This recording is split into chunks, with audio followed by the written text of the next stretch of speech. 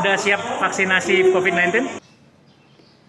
Kak Nunu, Ya, ngomong-ngomong soal vaksinasi Oke. yang disaksikan oleh Pak Jokowi di Ubud. di Bali itu, Kak Nunu sendiri udah vaksin apa belum? Saya Kyla dan please subscribe New Inspiration Channel.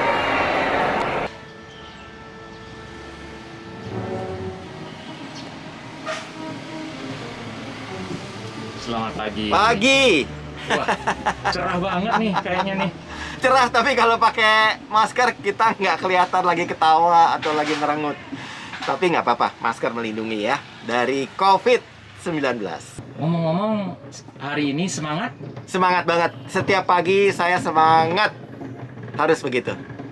Kak Nunu, Ya, banyak orang mengenal Kak Nunu itu adalah sebagai seorang musisi, Iya. musik director, musik arranger ya, ya, sebagai seorang seniman. Pasti sebagai musisi sering yang namanya konser, ya. mengisi acara musik atau rekaman di studio seperti itu. Tapi setelah ada COVID-19 Ya. yang menyerang dunia, termasuk Indonesia, sejak tahun lalu, Ya. ini sudah hampir lebih dari 1 tahun. Betul, kalau nggak 1,5 salah ya. tahun ya.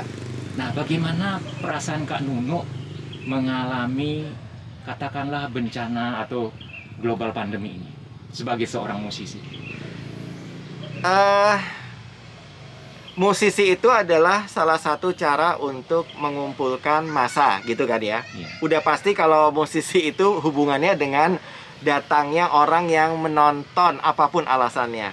Sedangkan pandemi itu peraturan pemerintah atau cara menanggulangi pandemi itu adalah tidak boleh ada kerumunan, sehingga ya sudah pasti yang namanya musisi, pekerja seni yang biasanya mendatangkan orang itu menyebabkan orang tidak boleh berkumpul. Kemudian ya kita musisi-musisi atau pekerja seni ya terkena dampak yang salah satu yang paling berasa ya, terasa. Yang paling terasa ya musisi.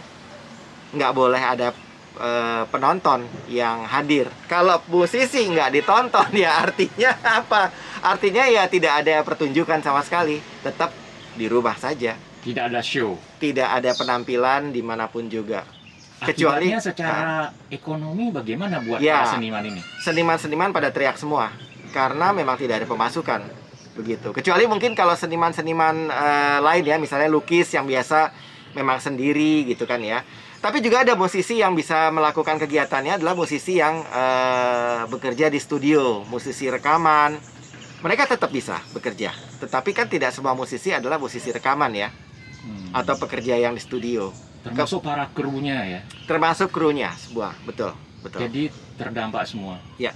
Begitu juga di bidang atau sektor lainnya ya, pariwisata. Iya, pokoknya semua yang mengumpulkan orang itu semuanya terkena dampak yang paling berat. Sebagai seorang seniman musisi ya yang biasa mengiringi penyanyi juga ya. Ya. Entah di TV atau live gitu ya. Bagaimana rasanya setelah harus stay at home atau working from home ya kalau para karyawan gitu? Iya. Gimana rasanya? Iya, saya tuh kaget banget. Sebetulnya saya tuh merasa kaget karena biasanya kita ketemu dengan banyak orang ke satu tempat, 1 minggu sekali, dua kali seminggu, atau mungkin bahkan lebih sering dari itu.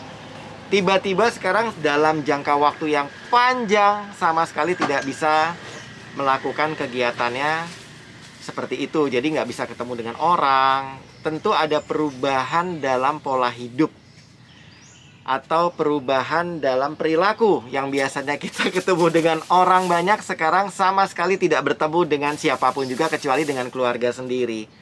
Jadi memang berdampak secara psikologis, berdampak juga, terutama secara ekonomis pasti ada dampaknya. Jadi yang biasanya bergenting ada notifikasi Ya. atau SMS masuk bahwa setelah masuk transfer sekian Iya, gitu ya, iya, sekian M, sekian triliun gitu ya, akhirnya berkurang atau tidak ada sama sekali? Boleh dibilang 95% nggak ada transferan sama sekali. Sama sekali nggak ada transferan. Karena memang sama sekali tidak ada kegiatan apapun untuk manggung-manggung ya. Kecuali rekaman. Kalau rekaman masih ada lah. Masih rekaman? 1-2 masih ada begitu ya. Produksi terakhir apa nih? Produksi terakhir adalah mencoba membuat sebuah lagu anak-anak. tetapi belum dipublikasikan. Lagi Kapan digarap. kira-kira akan diluncurkan? Mudah-mudahan tahun ini, mudah-mudahan. Jadi ini masih rahasia ya? Masih RHS. Waduh. Nah, berkaitan dengan pandemi global ini, Ya, pemerintah akhirnya kan memutuskan untuk melakukan vaksinasi massal. ya, Nah kemarin Presiden Jokowi ke Bali dan menyaksikan vaksinasi massal di Ubud. Ubud ya, ya. Pada saat itu hadir juga orang yang akan divaksin Ya. dari berbagai kalangan ya, Ya, seperti pengusaha, ada masyarakat biasa, juga ada seniman nih. ya. Nah, bagaimana kira-kira pendapat Kak Nunu dengan kehadiran Pak Jokowi yang menghadiri vaksinasi massal di Bali? Dilihat dari kacamata seorang seniman nih. Ya, ya. Secara umum kehadiran satu tokoh ya di dalam satu kesempatan atau satu acara itu sangat menjadi pusat perhatian, dan itu akan membuat siapapun yang datang merasa tertarik untuk mendengarkan. Itu sudah pasti seperti itu. Apalagi beliau adalah seorang presiden dari Indonesia ya, Presiden Republik Indonesia. Sudah pasti akan menjadi daya tarik untuk orang-orang mau datang, yang pertama.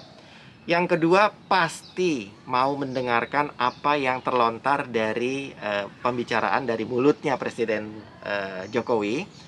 Itu pasti akan berdampak lebih besar daripada kalau dia bukan siapa-siapa.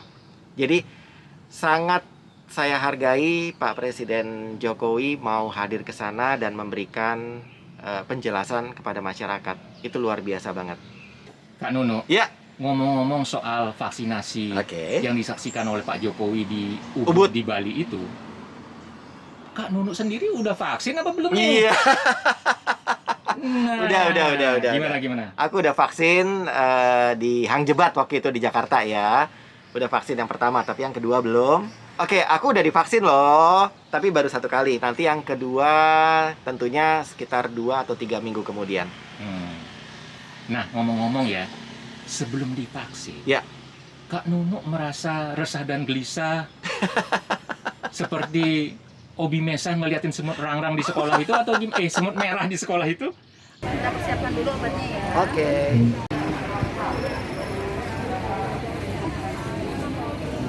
Ya, turunan gini Pak. Apanya? Oh, oke. Kan minta dinaikin gitu. Iya.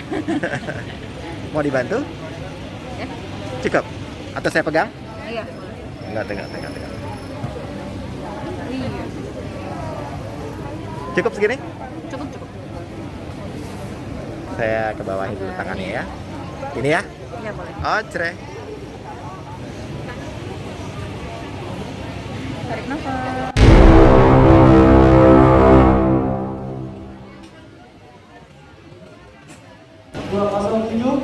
Tarik nafas. Oh. Responnya telat ya Pak? Responnya agak-agak. Iya. Saya punya syarat panjang soalnya. Oke. Oke, sudah Mbak. selesai. Terima kasih. Kita observasi dulu ya Pak ya. Ya. Nah, ngomong-ngomong ya, sebelum divaksin, Ya. Kak Nunu merasa resah dan gelisah seperti Obi Mesa ngeliatin semut rangrang di sekolah itu, atau semut merah di sekolah itu? Atau deg-degan atau gimana nih? Enggak, sama sekali enggak. Soalnya gini, aku dulu waktu kecil suka disuntik namanya Kotipa. Kotipa itu cholera, tifus, dan paratifus ya. Dan itu memang sakit sekali. Dan itu demam, kemudian kalau disuntiknya di sini atau di sini ya waktu kecil. Itu sakit sekali, dan selama sekian hari tangannya jadi pegel banget ya. Nah, tapi dengar kabar dari temen yang dokter, dia bilang beda sekali, hampir sama sekali nggak berasa. Dan betul, setelah aku melakukan penyuntikan vaksinasi tersebut, dan sama sekali tidak berasa sakit, sama sekali. Dan setelah itu pun juga nggak ada. Bahkan tidak terasa digigit semut gitu? Nggak terasa digigit semut. Bagaimana Mbak? Udah siap vaksinasi COVID-19? Iya siap. Kalau ini? Siap Pak. Ngomong-ngomong, Bapak udah divaksin belum, Mbak? Belum Pak, saya belum lansia. Belum lansia? Belum. Oh gitu. Alhamdulillah. Tapi udah siap divaksin? Siap. apakah sudah siap untuk vaksinasi COVID-19? Siap. Bu, apakah Ibu sudah siap divaksin COVID-19? Kanunu aja sudah divaksin. Saya harus siap dong divaksin. Sudah siap vaksin COVID-19? Sudah. Kira-kira tujuan dari vaksinasi COVID-19 apa ya? Untuk mencegah penularan COVID-19. Nah, setelah divaksin nanti Ibu akan tetap memakai masker cantik ini? Ikut memenuhi persyaratan pemerintah saja. Kalau disarankan untuk 3M, saya ikutin itu sarannya pemerintah. Nah, setelah divaksin, jangan terus euforia, jangan merasa hebat bahwa sudah kebal terhadap COVID-19, jangan begitu ya. Tapi habis divaksin justru harus mempertebal ingatan kita terhadap 3M tadi ya. Yang pertama adalah mencuci tangan, menjaga jarak, dan juga memakai masker. Ingat itu.